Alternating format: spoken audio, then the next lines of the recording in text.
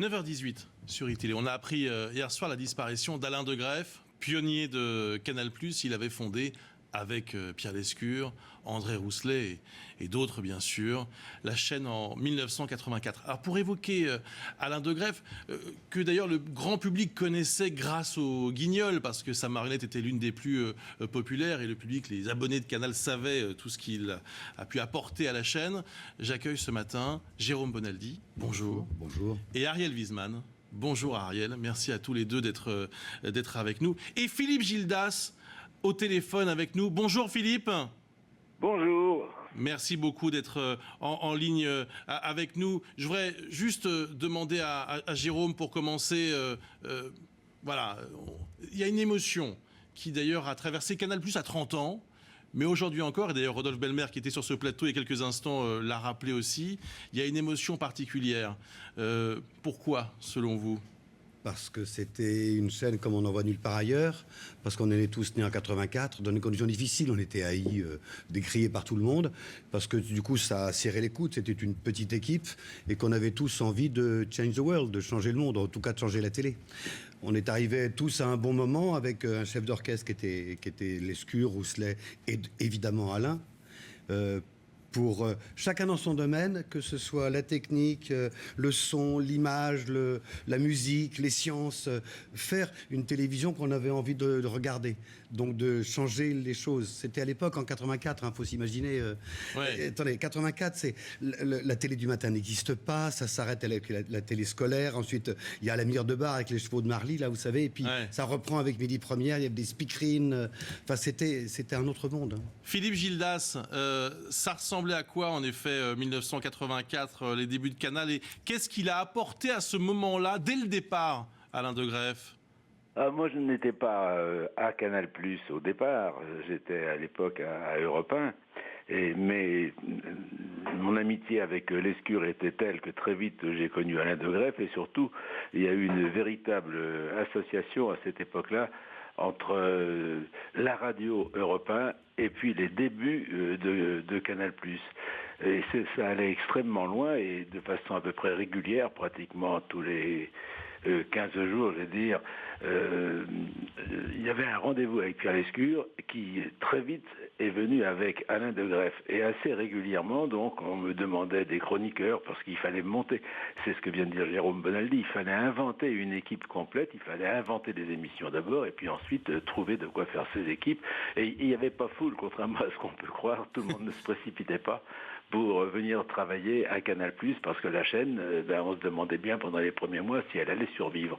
Et s'il y a eu deux sauveurs, c'était bien et de Greff et Lescure. Le duo est absolument indissociable.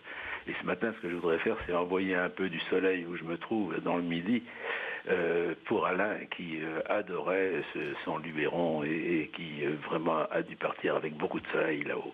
Alors Philippe, restez avec nous. Ariel Wiesman, c'est difficile de résumer là comme ça en quelques mots ce qu'il a apporté à la télévision. Votre regard à vous, il était visionnaire ? Pour moi, d'abord, c'était un magicien, Alain, parce que quand vous touchiez sa main et qu'il la serrait dans la sienne, vous pouviez être sûr que votre destin allait changer de manière enchantée. Et c'est quelqu'un qui a enchanté la télévision. Il a apporté une diversité à un moment où c'était plombé. En fait, la télévision n'avait aucun sens et ça n'intéressait personne de moins de, disons, 40 ans. Et il est arrivé avec une vision, mais surtout... Plus qu'une vision, c'était pas quelqu'un qui avait une idée puis il l'imposait à des gens autour de lui. Vous arriviez et puis il disait tiens oui pourquoi pas et on va faire ça et puis ça aussi et puis ça me fait marrer avec cette espèce d'élégance, de humilité, ça c'est très très important chez lui, mais d'élégance, de légèreté du type qui survole comme ça un peu la vie et qui il enchantait le quotidien et les gens qui l'ont connu vraiment mais ne peuvent pas l'oublier. Et ce qui me rend fou moi, c'est que on l'a oublié dans les dernières années. Les gens ne faisaient plus référence à son héritage et pour moi, des gens comme lui et Jean-François Bizot, qui sont un peu mes deux papas dans le métier, c'était ces gens-là, des gens d'une noblesse, d'une largeur de vue, d'une générosité qu'on ne connaît plus aujourd'hui. Et quand même, regardez ce que c'est que Canal+, regardez ce que c'est que iTélé, regardez où on en est tous. Canal+, c'est quoi? C'est un des plus grands groupes audiovisuels du monde. Ça s'est fait avec des gens qui avaient ce détachement, cette humilité. Franchement, merci Alain, quoi. Marie. Vraiment. Oui, juste Ariel Wiesmann, vous arrivez, alors Philippe Gildas a évoqué la connexion avec Europe 1, vous arrivez d'une autre, j'allais dire, succursale de l'Esprit Canal, qui est Radio Nova. Hein. Vous vous rendez compte Et je voulais savoir justement, parce que Radio Nova, Actuel, tout ça, c'est une famille. Est-ce que quand vous arrivez à Canal et que vous rencontrez Alain de Greff, vous avez l'impression de rencontrer un tonton, quelqu'un qui parle la même langue que vous?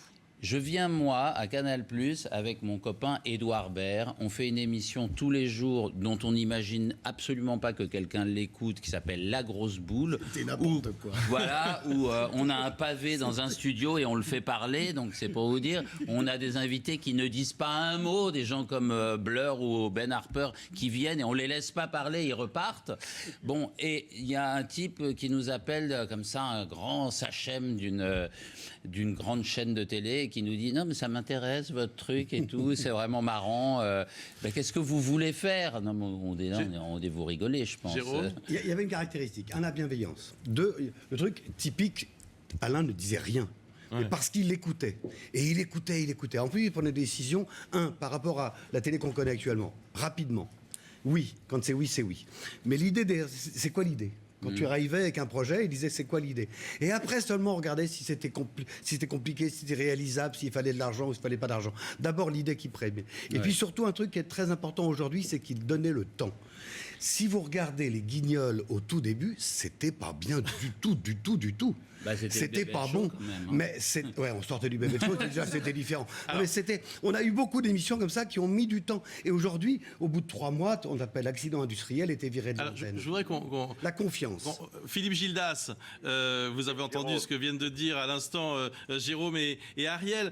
Alors, effectivement, il a lancé les Guignols, lancé les nuls, etc. Mais est-ce que, d'une façon plus générale... Alain de Greff, c'est beaucoup plus que ça. Ouais. C'est beaucoup plus que les Guignols, beaucoup plus que Nulle part ailleurs. Alain de Greff, c'est un garçon, par exemple, pendant les 10 ans de Nulle part ailleurs, plus les 2 années qui ont précédé, dont je voudrais dire un mot dans un instant, parce que c'était tellement lui, ça s'appelait Direct, c'est à 12h30, de 12h30 à 14h, pour la première rentrée de Canal en 85, personne n'a idée de ce que ça veut dire. C'était un désert absolu. Eh bien, Alain de Greff était capable, lui, de trouver en permanence des nouveaux. Je m'étais amusé à compter et je m'étais arrêté à 100 pendant ces 12 années où j'ai travaillé sous les ordres d'Alain de Greff. Les ordres, c'était pas le mot, parce qu'il était tellement plus libéral que ça. Mais il n'empêche qu'il m'a proposé plus de 100 nouveaux. Vous vous rendez compte que nous avons essayé, et pour beaucoup, nous les avons gardés sur Canal+. Ça, c'était Alain de Greff. De la même façon que ce qui a précédé les...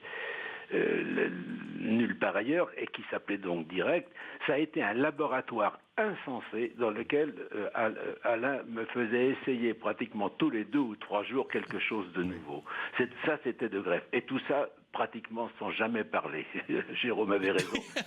C'est vrai qu'il n'était pas... Voilà. C'était à toi de traduire. Ouais. Est-ce qu'il a inventé l'infotainment? Si on essaie de résumer, on dirait ça, Jérôme, ou pas? J'en suis peut-être un bon exemple. Moi, j'étais journaliste pur et dur, à la carte de presse et tout, l'AFP et tout et tout. Et puis il m'a appelé avec Gildas en disant, voilà... L'épluche légumes, c'est aussi de l'économie, et donc j'ai commencé avec Philippe en parlant de l'épluche légumes et de l'économie de l'épluche légumes. Moi, j'étais parti pour parler du commerce extérieur du Pérou, dont tout le monde se fout un peu. Quoi. Exactement, bon souvenir. C'est vrai ça, Philippe? Ouais. Vous confirmez Ah oui, tout à fait, tout à fait. L'épluche légumes, c'est moi qui l'ai proposé. Oui, mais, c'est vrai. mais Alain trouvait que c'était très très bien. C'était exactement l'économie qu'il fallait faire. Merci beaucoup Philippe Gildas, merci d'avoir témoigné ce matin en direct sur iTélé. Un tout dernier mot, Ariel. Marie le rappelait tout à l'heure lorsqu'elle a rendu hommage à Alain de Grève. C'est vrai que parfois, et c'est un peu les raccourcis de ce métier, on résume à 2-3 choses, etc. Mais alors c'était un type qui était ouvert sur tout, sur le monde. Et vous êtes un exemple d'ailleurs, vous, de cette ouverture. Vous en avez bénéficié. Oui, parce que extraordinaire complicité sur la musique, extraordinaire complicité sur la culture américaine, complicité sur la littérature, Les docs, sur le voyage, sur les docs. C'était un type qui te disait, en fait, j'aimerais bien que tu fasses un doc sur le temps. Ah ouais, c'est vachement filmable le temps. On faisait le doc. Et puis c'était pas avec des petits budgets, c'était du vrai budget. Et au final, on regarde ce qu'on a fait dans sa vie et on se dit qu'il y a beaucoup de choses bien qu'on a faites grâce à Alain de Greff. Et voilà, je pense que c'est quelqu'un qui s'est vraiment battu, qui a souffert dans son corps ces dernières années et qui nous a laissé tellement... C'est rare quelqu'un qui part avec un tel bilan. Alors franchement, je ne vais pas faire le coluchisme, salut l'artiste, etc. Mais enfin, là, franchement, ça vaut le coup de penser à lui. Et je pense que dans quelques jours, on saura peut-être un peu plus quand les gens défileront devant les micros ce qu'on lui doit. Tous les domaines, y compris la science et la technologie. Merci à tous les deux. Je voudrais qu'on ait aussi une pensée pour Pierre Lescure, qui évidemment est très triste aujourd'hui. Et pour Vanina, sa femme. Voilà, la femme d'Alain de Greff. Merci beaucoup à tous les deux pour cet hommage. Merci aussi à Philippe Gildas.